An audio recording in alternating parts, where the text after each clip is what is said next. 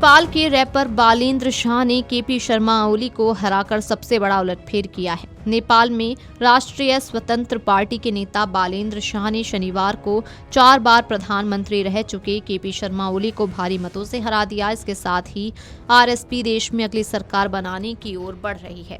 पिछले साल जेएनजी के हिंसक विरोध प्रदर्शनों के बाद ये पहला आम चुनाव था जिसमें परिवारवाद को खत्म करने और भ्रष्टाचार मुक्त शासन की मांग उठी थी। इन चुनावों में पारंपरिक राजनीतिक दलों को बड़ा झटका लगा है। आपको बता दें कि नेपाल के ऐतिहासिक जनादेश के पीछे प्रवासियों के समर्थन की अहम भूमिका मानी जा रही है। इस देश की राजनीति और चुनाव परिणाम से जुड़ी रिपोर्ट्स के मुताबिक नेपाली प्रवासी से मिली फंडिंग ने बालेन्द्र शाह और राष्ट्रीय स्वतंत्र पार्टी के चुनाव प्रचार को बढ़ावा देने में बड़ी भूमिका निभाई। आरएसपी पदाधिकारियों का कहना है कि नेपाल से बाहर, खासकर अमेरिका में नेपालियों से बड़े दान मिले, बड़ी रैलियों और चुनाव प्रचार अभियान में इससे मदद मिली। मीडिया स्ट्रैटेजी के तहत उन्होंने लगभग हर 8 दिन में एक बड़ा भाषण दिया। 650 से अधिक लोगों की सोशल मीडिया टीम ने उनके संदेशों को पूरे देश में पहुंचाया। पिछले साल 8 और 9 सितंबर को जेएनजी ने 2 दिन तक हिंसक विरोध प्रदर्शन किए थे। इन प्रदर्शनों के बाद नेपाल कम्युनिस्ट पार्टी के प्रधानमंत्री केपी शर्मा ओली को सत्ता छोड़नी पड़ी थी। उस समय वो नेपाली कांग्रेस के समर्थन वाली गठबंधन सरकार का नेतृत्व कर रहे थे, जिसके पास लगभग 2/3 बहुमत थी।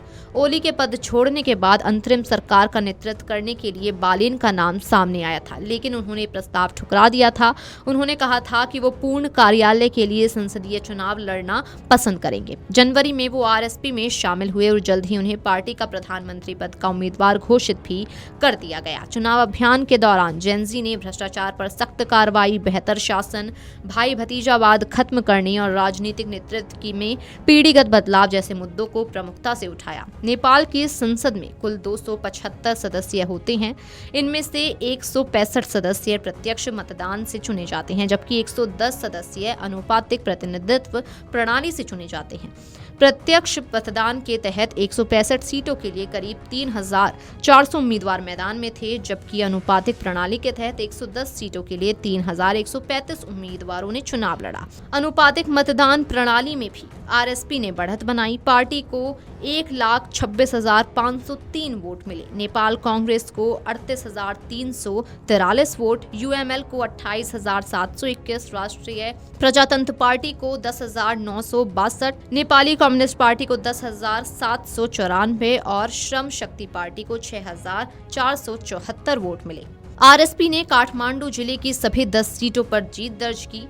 मतदाताओं को भ्रष्टाचार के खिलाफ कार्रवाई, भाई भतीजावाद खत्म करने और राजनीतिक नेतृत्व में परिवारवाद जैसे मुद्दे ज्यादा असर डालते दिखे। इसी वजह से पारंपरिक दल मतदाताओं को प्रभावित करने में पीछे रह गए।